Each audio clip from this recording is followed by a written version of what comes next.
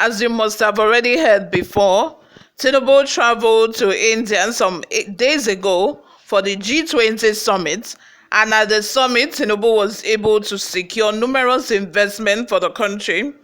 But while some people are happy about this new development, others are of the opinion that they do not know about the specifics of these deals and agreements because they do not want a situation where the president is going to sell out the country, cheap to other countries.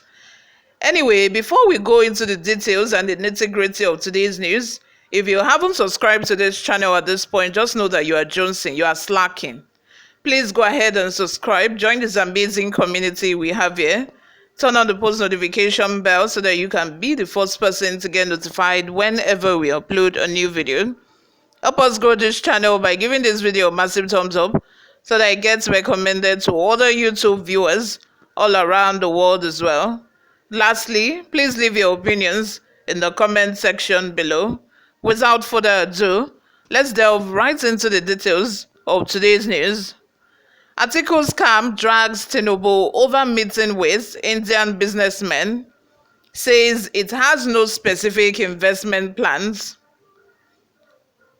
The camp of the presidential candidate of the People's Democratic Party, PDP, Atiku Abubakar, has mocked President Bola Ahmed Tinubu over his attendance at the G20 summit in India.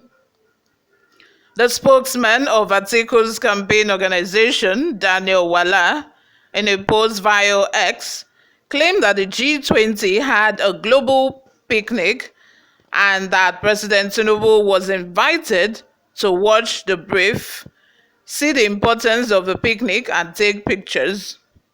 Wala also criticized Tinubu for the lack of specific resolutions or investment plans that came out of the meeting, stressing the African Union's AU new status as a permanent member of the G20 was meaningless because the AU has only one vote. According to the PDP chieftain, Tinubu's meeting with Indian businessmen would not lead to any concrete investment, considering they must have been reading news about how Nigerian investors are losing their money due to incoherent policies and corruption. Wala noted that the G20 meeting was a waste of the country's resources, like the case of immediate past administration of Muhammadu Buhari, adding Nigeria would not see any benefits from it unless the government reforms its laws, allows the private sector to thrive, breaks the backbone of corruption, and provokes national consciousness and patriotic action. He wrote, highlights of G5 meeting in India. 1. G20 had a global picnic. 2. No specific resolution. 3. The Nigerian president was invited to watch the brief and see the importance of a picnic. 4. The African Union made a permanent member, which means nothing because the entire AU has only one vote. 5. President Bola Ahmed Tinubu met Indian business people for handshake. No specific investment plans and timelines.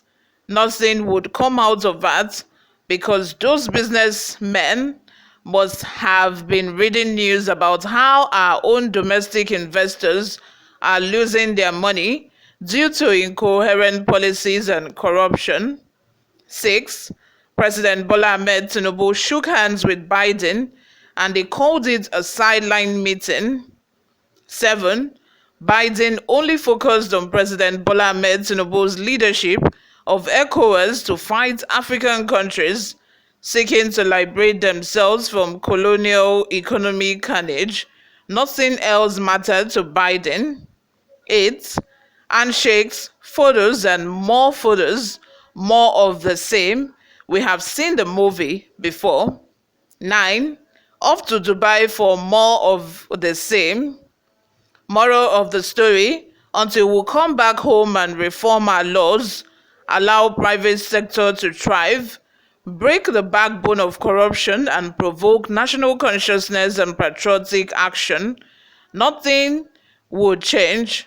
In 8 years of President Muhammadu Buhari's trips, what did we see as per foreign investment?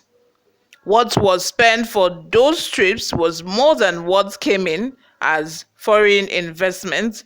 You all, thank you very much for always listening and watching. If you haven't already subscribed to this channel by now, please make sure you subscribe, share this video as well. Lastly, before we go, let's take a look at some of the reactions we got online from netizens. Aldo Gabriel says, Abba Wala, you were the President Muhammadu Buhari. You were with President Muhammadu Buhari and praising him on all policies of government. Money talks. When they say money talks, are you joking? These people, they change color like chameleon. When they are on your side, they will talk in your favor. When they are no longer on your side, then you will now see trashing. You will see dragging. So that is what is happening here. Don't be surprised.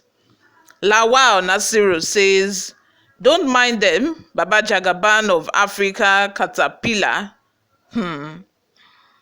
Abdul Salam Lawal Aruna says, Bad Bele Atiku, someone went to India and strike a deal with a businessman there. You make mockery of it.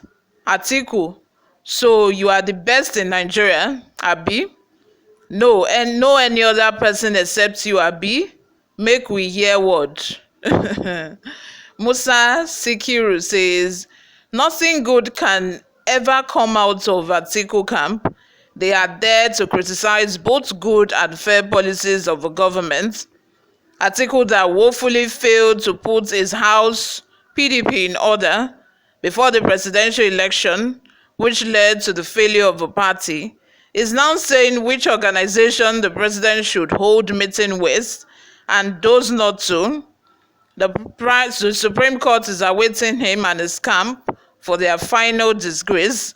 Lastly, Olukayode Oyelade says, constructive criticism, that's the word.